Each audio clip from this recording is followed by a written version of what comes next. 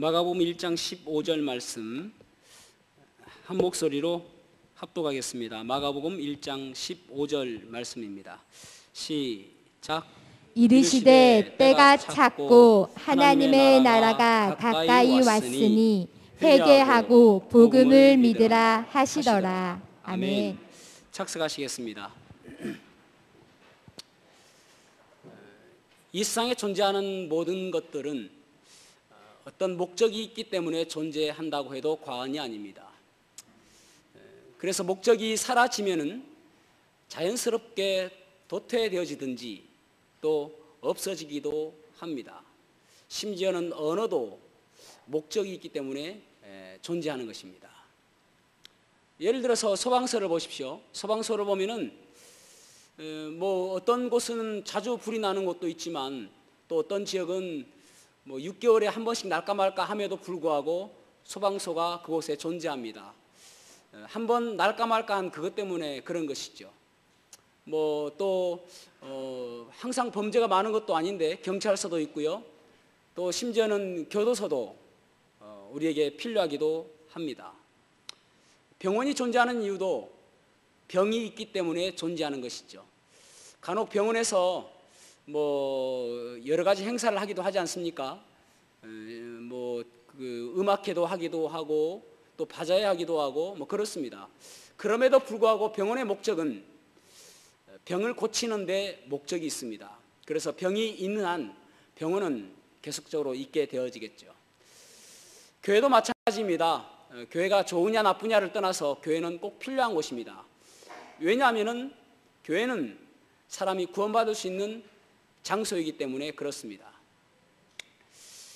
그 10월 3일 날 보건복지부에서 이러한 발표를 하였습니다.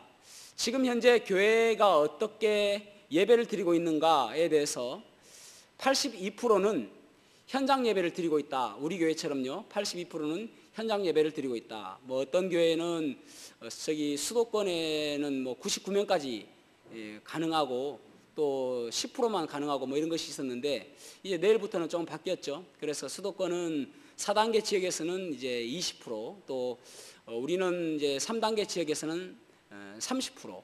우리가 450석 좌석이니까 30% 같으면은 135명입니까? 그 정도까지 모일 수 있는데 안 모이는 게 문제죠. 예. 어쨌든 이제 30%까지 모일 수 있고 그렇습니다. 그리고 이제 2%는 현장 예배는 없고 온라인 예배만 드리고 있다고 합니다. 지금도 2%는. 그런데 중요한 것이 무엇이냐면은 16%는 예배를 드리지 않고 있습니다. 그러니까 16%는 예배를 드리고 있지 않는지 아니면 교회가 없어졌는지 그것은 잘 모르겠습니다. 어쨌든 16%만큼은 교회가 문을 닫았든지 예배를 드리지 않든지 두 중에 하나입니다. 그렇다면은 지금 우리나라의 교회가 약 6만여 개 되거든요. 6만여 교회에서 16% 같으면은 9,600교회. 그러니까 코로나가 터지고 나서 약 1년 9개월이 지났는데 9,600교회는 문을 닫았든지 예배를 드리지 않든지 두 중에 하나인 것입니다. 왜 그럴까요? 그 교회를 다녔던 사람들이 교회에 대해서 중요하게 생각하지 않았던 것이 있을 것이고 또 교회의 목적을 잘 모르기 때문에 그런 이유가 있을 것이라고 생각이 듭니다. 여러분, 우리가 교회를 다니는 이유는 무엇인가 하면은 구원받기 위해서 교회를 다닙니다. 좀 더 다른 말로 이야기해 볼게요. 우리가 교회를 다니는 이유는 천국에 가기 위해서 교회를 다닙니다. 교회를 다니지 못하면 않으면은 예수님을 믿지 못하니까요. 결국은 가장 궁극적인 목적은 천국 가기 위해서 교회를 다닌다고 볼 수가 있습니다. 그리고 이제 그 안에서 믿음이 성장하기 위해서 교회를 다닌다고 볼 수가 있지요. 그런데 오늘 본문의 말씀에 보면은 구원받는 것에 우리는 흔히 이제 이야기할 때에 구원을 받기 위해서는 예수님을 믿어야 된다라고 우리가 이야기를 합니다. 그런데 오늘 본문의 말씀은 한 가지가 더 있죠. 회개하고 복음을 믿으라. 그러니까 회개가 없는 믿음은 잘못되었다라는 것이죠. 그래서 바늘과 실처럼 믿음과 회개는 반드시 같이 가는 것이라고 볼 수가 있는 것입니다. 그러니까 예수님을 믿는다는 것은 결국은 회개를 하는 것이고 회개를 한다는 것은 예수님을 믿는다는 것입니다. 회개라는 것이 우리가 이제 한자로 보면은 뉘우칠회, 돌이킬개라고 씁니다. 뉘우치고 돌이키는 것을 회개라고 이야기합니다. 그런데 이 회개라는 것이 우리가 두 가지를 볼 수가 있겠죠. 하나는 구원에 이르는 회개가 있을 것이고, 구원받을 때의 회개를 하는 것이고, 또 한 가지는 매일매일 삶 속에서 성화되어 간다라고 우리가 표현하는데, 이것을 다른 말로 편하게 좀 쉽게 이야기한다면은 영적으로 인격이 변화되어진다라고 볼 수가 있는 것이죠. 그렇게 하기 위해서 날마다 회개가 필요하다라는 것입니다. 결국은 이 두 가지가, 이 회개는 다 중요하다고 볼 수가 있는 것입니다. 여러분, 우리가 구원받아야 될 이유는 무엇인가 하면은 히브리서 9장 27절에 한 번 죽는 것은 사람에게 정하신 것이요 그 후에는 심판이 있으리니 라고 말씀하고 있습니다. 이 심판은 구원받은 사람은 천국 가는 것이고, 구원받지 않은 사람은 지옥 가는 심판을 말합니다. 결국은 이 심판을 통해서 구원받지 않은 사람, 예수님을 믿지 않는 사람은 영원토록 지옥에서 이 꺼지지 않는 그 불 가운데서 영원토록 있어야 되는, 그것을 판단받는 것입니다. 그러기 위해서 우리는 구원을 받아야 되는 것입니다. 그런데 그 구원에 반드시 필요한 것이 무엇인가 하면은 회개라는 것이죠. 우리가 회개를 통해서 볼 때에 오해하는 것들이 몇 가지가 있는데, 첫 번째로 우리가 회개에서 오해하는 것들이 무엇인가를 좀 보도록 하겠습니다. 먼저 첫 번째 오해는 무엇이냐면은 교회에 오래 다니면 회개한 것이라고 착각하는 것입니다. 교회에 오래 다니면은 회개한 것이라고 착각하는 것입니다. 여러분, 음식점에 자주 간다고 해서 배부르지 않습니다. 또 음식점에 출근한다고 해서 배부르지 않습니다. 병원에 다닌다고 해서 병이 다 낫는 것이 아닙니다. 병원에 치료를 해야 낫게 되는 것이죠. 그와 마찬가지로 그냥 가만히 교회를 다닌다고 해서 우리가 죄를 용서 안 받고 회개가 되어지는 것은 아닌 것입니다. 여러분, 어떤 사람이 기차를 탔는데 종착지가 다른 곳입니다. 자기가 가려고 하는 목적지가 아닙니다. 그런데 있어 보니까 그래도 괜찮거든요. 뭐 생활하기도 괜찮고, 그래서 마음을 고쳐먹었습니다.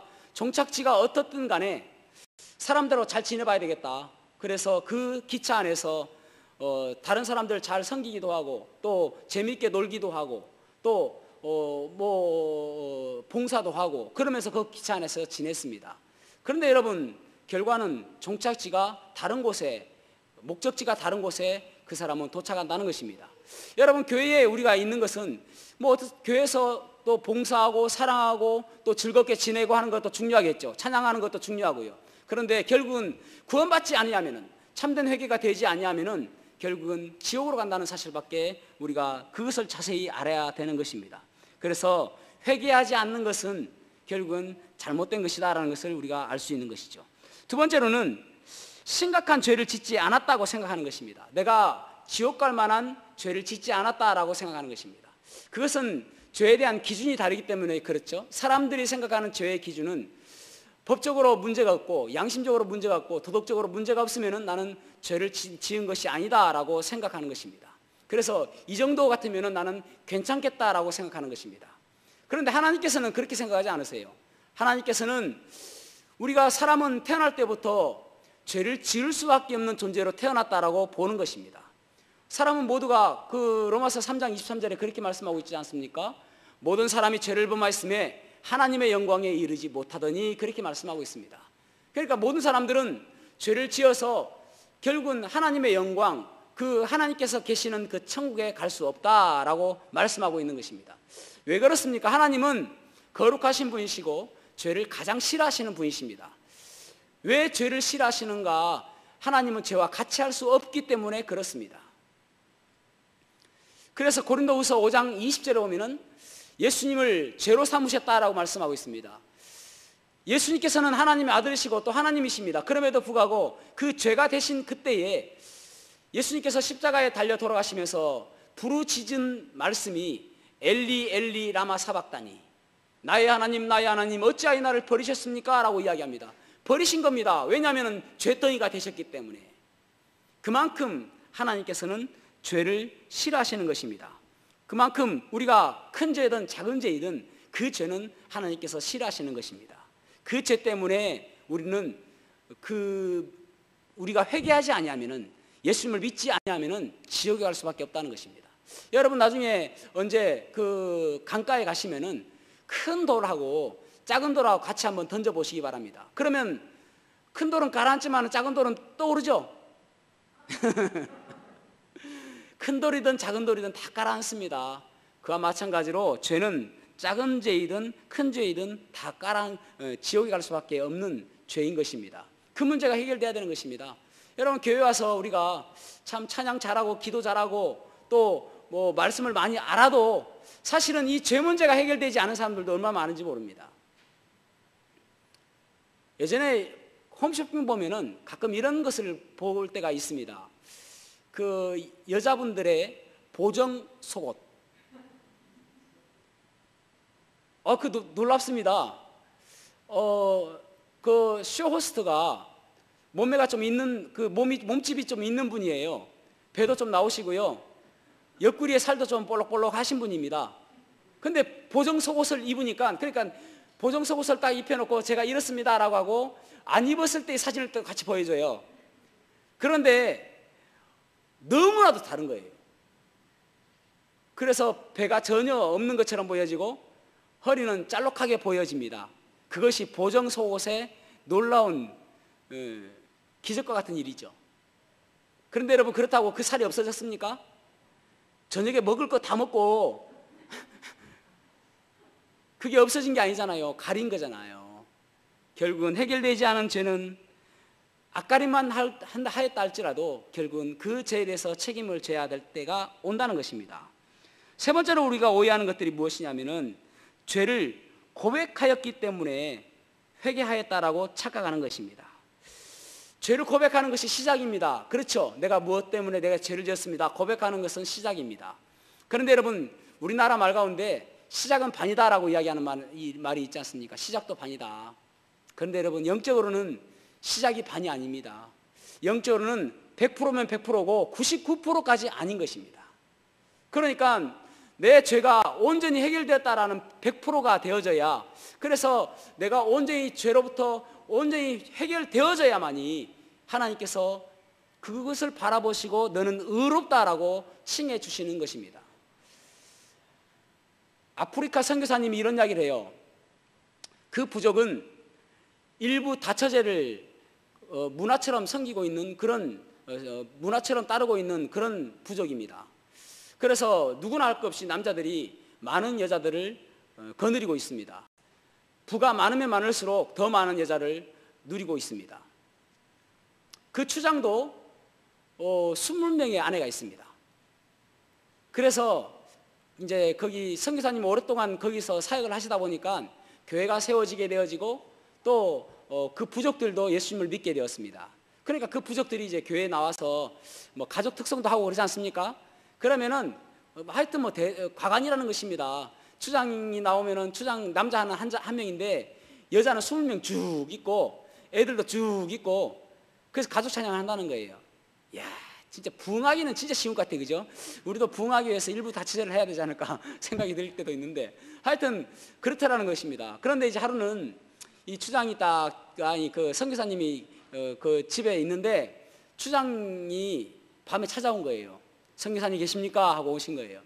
그래서 들어오십시오. 왜 그렇습니까? 하니까 자기가 예수님을 믿다 보니까 이제 선교사님이 문화니까 이것 가지고 특별히 이야기를 하지 않았음에도 불구하고 성경 말씀을 보니까 이게 죄라는 것을 알게 되어진 것입니다.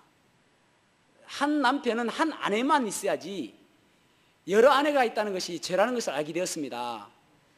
그런 이야기를 하더라는 것입니다. 그래서 선교사님이 물어본 것이죠. 그러면 어떻게 하려고 그러십니까? 라고 하니까 아이고 다 돌려보내야 되죠. 그런데 선교사님, 제가 다 포기해도 2명만은 포기 못하겠습니다. 2명만은 도저히 포기 못하겠습니다. 그러더라는 것입니다.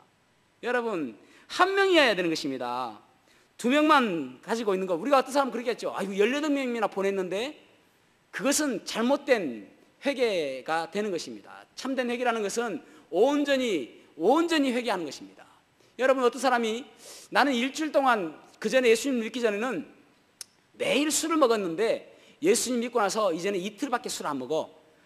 그건 잘못된 것입니다. 그것은 온전한 참된 회개라고 할 수가 없는 것입니다. 주님께서는 말씀하시기를 악은 모양이라도 버려라 라고 말씀하셨습니다.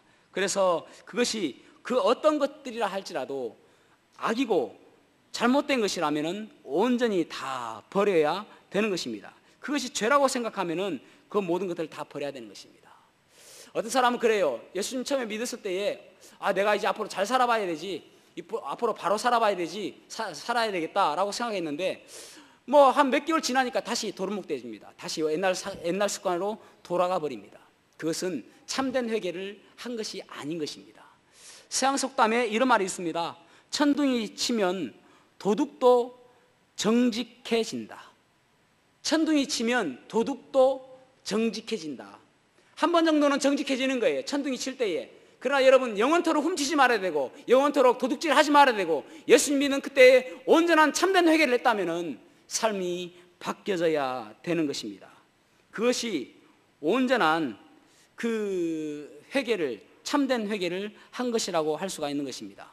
마르틴 루터는 이렇게 이야기했습니다. 회개라는 것은 그 죄에 대해서 다시 하지 않는 것이다. 그 죄에 대해서 다시 하지 않는 것이다. 했던 죄를 또 짓고 하는 것은 참된 회개를 한 것이 아니고 그것은 참다운 구원이라고 할 수가 없다라는 것입니다. 예배를 드리면 우리는 결단합니다. 그러면 달라져야 되는 것입니다. 우리 엄마가 달라졌습니다. 예배를 드리고 나서 우리 엄마는 날마다 입만 열면 남을 험담했는데 예배를 드리고 나서 달라졌습니다. 우리 아버지가 달라졌습니다. 예배를 드리고 나서 달라졌습니다. 그런 이야기를 들어야 올바른 예배를 드린 것이고 올바른 결단을 한 것이고 올바른 회개를 한 것입니다. 이 무석 교수라는 분이 이런 글을 썼습니다. 이분이 이제 어떤 남자가 이제 예수님을 믿게 되었습니다. 그러니까 사람들이 이제 알게 되었죠. 저 사람 예수님 믿다더라. 알게 됐죠. 친구가 물어봤습니다. 아니, 자네 요즘에 교회 다닌다며? 그러니까 그래, 나 요즘에 교회 다녀. 성경 좀 읽었는가? 아이고, 내가 아직 성경 많이 못 읽었어. 그러니까 그러면 뭐 교회 다니면 봉사도 많이 한다던데 봉사 좀 하는가? 아이고, 내가 뭐 교회 다닌 지 얼마 안 돼가지고 뭐 봉사를 뭘 해야 될지도 모르고 아직 봉사 못 하고 있네. 아이고, 이런 한심한 친구야. 응? 교회 다니면 뭐 성경도 좀 읽고, 응? 또 봉사도 좀 하고 그래야지. 그것도 안 하고 무슨 예배를 교회를 다닌다고 그렇게 이야기해. 그렇게 이야기했습니다. 그러자 이 사람이 하는 이야기가, 내가 교회를 다니면서 성경도 못 읽고 또 봉사도 못 하고 있지만은 예전에는 내가 이제 그 회사를 마치고 술을 한잔 하고 집에 가보면은 아이들이 다 그냥 문을 쿵쿵 닫고 지방으로 가버리는데 내가 예수님 믿고 나서 집에 가면은 아이들이 나를 반겨준다네. 그게 달라진 거예요.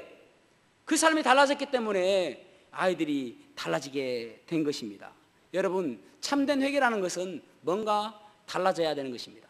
그렇다면 두 번째로 회개는 반드시 열매가 있어야 됨을 우리가 보아야 됩니다. 회개라는 것은 반드시 우리에게 열매가 있어야 된다는 것입니다. 메타노이아라는 헬라어로 이 회개라는 말을 씁니다. 메타노이아. 이 메타노이아라는 말의 원래의 뜻은 관점의 변화, 마음의 변화, 이것을 이야기합니다. 메타노이아라는 말은 관점의 변화라는 것은 나 개인에 대한 관점이 바뀌어지고 또 하나님에 대한 관점이 바뀌어지는 것입니다. 나 개인에 대한 관점은 어떻게 바뀌어지냐면은 예전에는 나는 그래도 괜찮은 사람이라고 생각하고 그리고 나는 지옥 갈 만한 그런 죄를 짓지 않았다라고 생각하고 법률적으로 죄를 짓지 않았고 양심적으로 죄를 짓지 않았고 도덕적으로 죄를 짓지 않았다라고 생각했는데 내가 예수님을 알고 나서 보니까 나는 괴수 중에 괴수이고 지옥 갈 수밖에 없는 그러한 죄인인데 예수님께서 나를 위해서 십자가에 달려 돌아가심으로 해서 내가 구원받았다는 사실이 너무나도 감사하게 생각하는 그 관점이 바뀌는 것입니다. 하나님에 대한 관점이 어떻게 바뀌냐면은 죄라는 것이 그리스어로 하마르티아라고 이야기합니다. 하마르티아라는 말은 관점이 비껴나갔다라는 말입니다. 관역이 비껴나갔다라는 말입니다. 관역이 비껴나갔다. 그러니까 하나님의 관점은 내가 예전에는 나를 위해서 살고 나의 만족함을 위해서 살았는데 이제는 하나님께로 돌이켜서 하나님을 위해서 살아가는 것, 주님과 동행하는 삶, 그것을 가장 큰 기쁨으로 여기는 것, 그것이 관점이 바뀌는 것입니다. 그것을 뭐라고요? 회개라고 이야기한다는 말입니다. 그러니까 그전에는 나의 기쁨을 위해 살고 내 만족을 위해 살고 내가 무엇이 좋은가를 생각했는데, 구원받고 나니까 내가 온전히 변화되어지고 회개하고 나서는 무엇이 바뀌었냐면은 이제는 주님의 기쁨을 위해서 살아가는 것, 그렇게 바뀌었다는 말입니다. 그래서 우리가 찬양하잖아요. 나 주님의 기쁨 되기 원하네, 내 마음을 새롭게 하소서, 새 부대가 되게 하여 주사. 내가 새롭게 변화됐는데 이제는 새로운 것으로 담기를 원하는데, 그것은 바로 주님께서 기뻐하시는 것, 그것을 원해서 그것을 위해서 살아가는 모습으로 바뀌어지는 것, 그것이 올바른 회개이고 올바른 구원의 모습이라고 할 수가 있는 것입니다. 그것이 참된 회개의 열매의 모습이라고 할 수 있는 것이죠. 요한복음 4장에 보면은요, 사마리아 여인이 나옵니다. 그는 지금 6번째 남편을 같이 살고 있는데 그 남편도 진짜 남편이 아닙니다.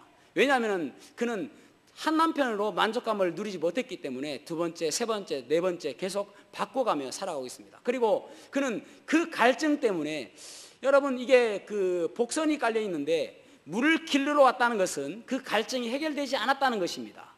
그래서 그리고 정오에 왔다는 것은 다른 사람들의 시선을 피해서 다른 사람들에게 손가락질 받는 그런 사람이었습니다. 그런데 예수님을 만났습니다. 그리고 정말 중요한 것이 무엇이냐면은 이 여인이 물동이를 버리고 그리고 갔다는 것입니다.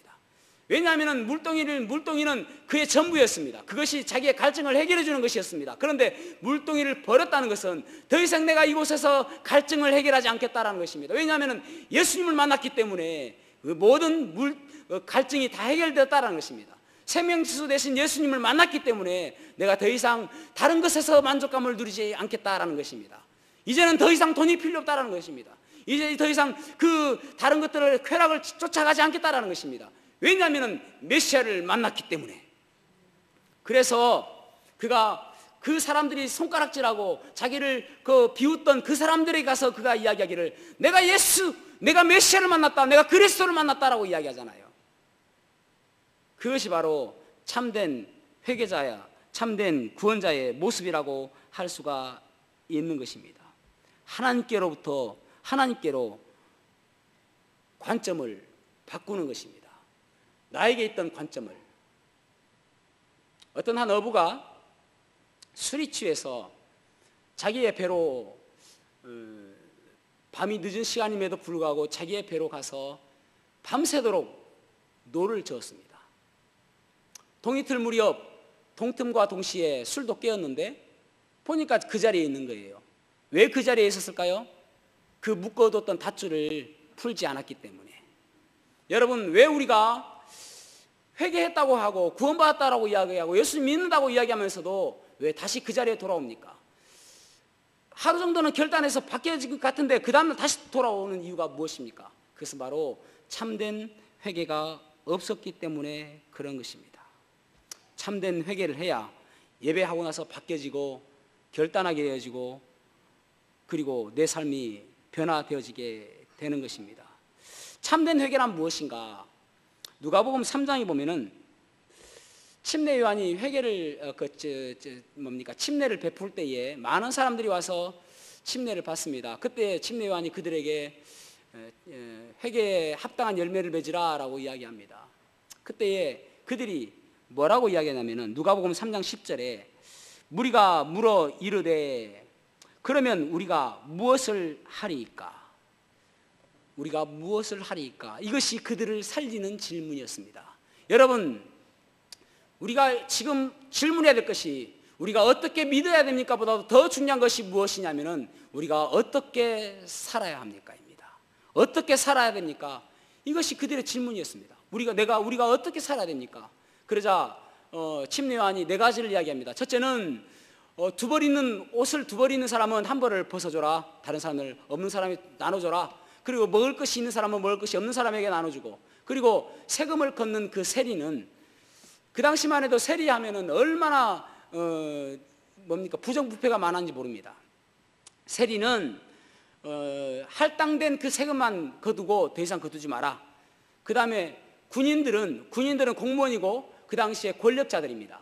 군인들은 자기의 봉급, 급료 외에는 다른 사람들에게 빼앗지 말라라고 이야기하는 것입니다. 여러분, 이 이야기는 죽으라는 말입니다. 너희들 죽어야 된다라는 말입니다. 너희들 그것으로 살아서는 안 된다라는 말입니다. 여러분, 갈라디아서 2장 20절 말씀에 보면은 내가 그리스도와 함께 십자가에 못 박혔나니 그러므로 이제는 내가 산 것이 아니요 오직 내 안에 그리스도께서 사신 것이라. 이제 내가 육체 가운데 사는 것은 나를 살아서 나를 위하여 자기 몸을 버리신 하나님의 아들을 믿는 믿음 안에서 사는 것이라. 죽어야 되는 것이거든요. 여러분, 자기 겉옷 2개 있는 거 이거 전 재산입니다. 그런데 한 벌 주라는 것은 죽으라는 말입니다. 먹을 것을 나눠주라는 말 죽으라는 말입니다. 세리가 더 많은 세금을 걷지 말라는 것 죽으라는 것입니다. 군인이 그 권력들을 이용하지 말라는 것은 죽으라는 것입니다. 네 자신을 죽여라, 십자가에 못 박아라라는 말입니다. 그래서 참된 회개라는 것은 무엇인가 하면은 내가 죽는 것입니다. 내가 죽는 것, 내가 죽어야, 그래야 내가 그리스도와 함께 다시 살게 되는 것입니다. 여러분, 제가 한 가지 물어볼게요. 교회에서 봉사하는 것이 쉽겠습니까? 형제를 용서하는 것이 쉽겠습니까? 청소하고 식사 당번하고 여러 가지 헌신하고 봉사는 잘 합니다. 그런데 용서는 못해요. 밤새 철학기도 잘합니다. 우리가 어떤 문제가 있을 때마다 기도하지 않습니까? 눈물을 흘리면서. 고3 학생을 둔 부모들은 철학기도 자주 하지요. 눈물을 흘리면서 기도합니다. 문제가 있을 때마다 기도합니다. 그런데 그렇게 기도를 하면서도 용서는 못합니다. 전도하는 일 참 어렵죠. 전도하는 것은 어떻게 생각하면 내 자존심을 다 버리고 그리고 또 간이라도 떼어줄 것처럼 내줄 것처럼 그렇게 해야 전도가 되어집니다. 그럼에도 불구하고 용서는 못합니다. 여러분, 세상 사람들이나 주님께서 우리에게 요구하시는 것은 11조를 얼마나 잘하느냐, 또 교회에 출석을 얼마나 잘하느냐, 예배 때 얼마나 잘 모이느냐, 그것을 요구하는 게 아니에요. 주님께서 우리에게 말씀하시고 세상 사람들은 우리에게 관심이 없습니다. 네가 얼마나 헌금을 잘하느냐 관심이 없다니까요. 네가 얼마나 교회를 열심히 다니느냐 관심이 없다니까요. 두 벌로 한 벌 주고 먹을 거 있을 때 나눠주고 그리고 정의롭게 살아가고 불의를 행하지 아니하고 너희가 가지고 있는 그 권력 이용하지 않는 것, 그것을 요구한단 말입니다. 그것을 할 수 있는 방법은 무엇입니까? 내가 죽는 거예요. 내가 죽는 거. 그래야 비로소 참된 열매를 맺을 수가 있는 것입니다. 사랑하는 성도 여러분, 죽어 지내고 있습니까? 십자가 여러분 죽었습니까? 기절은 얼마나 잘하는지 몰라요.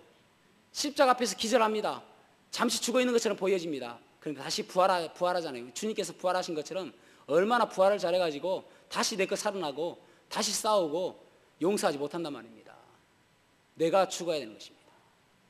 어떤 사람 그렇게 이야기해요. 어떤 신실한 사람을 바라보면은 나도 한 3, 4년 되면은 저 사람처럼 신실하고 훌륭한 그리스도인이 될까? 안 됩니다. 지금 결단하지 않으면 안 되는 거예요. 3년 뒤에 내가 구원받을 수 있을까? 안 됩니다. 지금 구원받아야 되는 것이고요. 지금 결단해야 되고요. 지금 내가 죽어야 되는 것이고요. 지금 당장 하지 아니하면은 3년이 지나고 10년이 돼도 안 되는 사람도 있습니다. 중요한 것은 지금 내가 죽어야 참된 회개의 열매가 맺혀지게 되는 것입니다. 남편을 앞에서, 아내 앞에서 죽으시기 바랍니다. 성도들 앞에서 죽으시기 바랍니다. 죽어야 열매가 맺혀지는 것입니다. 김영희라는 분이 계셨는데 그 자매님은 남편이 그 자동차 세일즈맨입니다.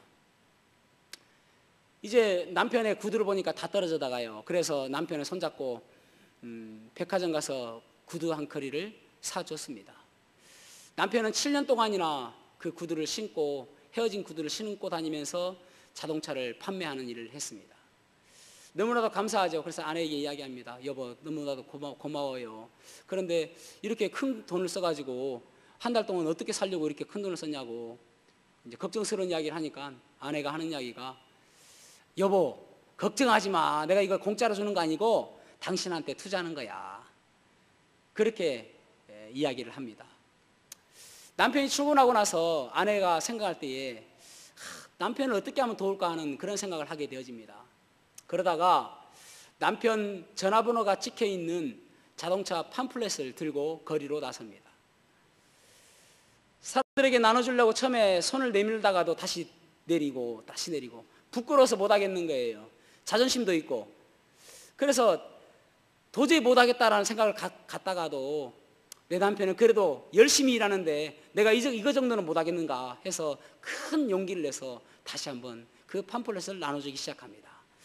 다 사람들이 호의적으로 받는 게 아니에요. 어떤 사람들은 뿌리치기도 하고 어떤 사람들은 이상한 눈으로 바라보기도 합니다. 그럼에도 불구하고 남편을 사랑하는 마음 때문에 그 팜플렛을 여전히 나눠줍니다. 한날은 팜플렛 다 나눠주는 시간이 좀 너무 많이 걸려가지고 좀 늦게 왔습니다. 집에 와보니 이미 남편은 와 있습니다. 욕실에 들어있는 남편을 바라보며 아이고 좀 미안한 거예요. 그래서 여보 아이고 내가 좀 늦었네 미안해 빨리 저녁 차려줄게. 근데 남편이 대답이 없습니다. 밥을 늦게 와가지고 밥을 늦게 해주니까 좀 화가 나는갑다 싶었습니다. 그래서 빨리 이제 저녁을 준비해가지고 여보 다 됐어요 식사하세요 하는데도 아무런 대답이 없습니다. 욕실 문을 열어보니까 거울로 비치는 남편의 빨개진 눈에 눈물 자국이 있는 거예요. 사실은 남편이 그 여러 사람들 틈에서 아내가 그 팜플렛을 나눠주고 있는 거 본 거예요. 그래서 안아주며 여보 미안해 했다는 것입니다. 여러분 우리가 이 땅에 살아가면서 그리스도로 살아가는데 구원받은 사람들 뭔가 달라져야 되지 않겠습니까? 교회에서도 달라져야 되지 않겠습니까? 가정에서도 달라져야 되지 않겠습니까? 로마서 말씀 한번 보겠습니다. 로마서 14장 17절 말씀 같이 한번 읽어보겠습니다. 로마서 14장 17절 시작. 하나님의 나라는 먹는 것과 마시는 것이 아니요 오직 성령 안에 있는 의와 평강과 희락이라. 아멘. 하나님의 나라는 그런 것들이 아니라 오직 의와 화평과 희락, 기쁨이다. 결국 우리가 있는 곳에 기쁨이 있어야 되고 평강이 있어야 되고 불의가 있어야 되는 거 아닙니까? 그것이 그리스도인의 참된 회개의 열매, 구원의 열매가 있어야 되는 것입니다. 저와 여러분이 이러한 열매가 가득한 그러한 가정, 그러한 교회가 되기를 주님의 이름으로 축복합니다. 기도하시겠습니다.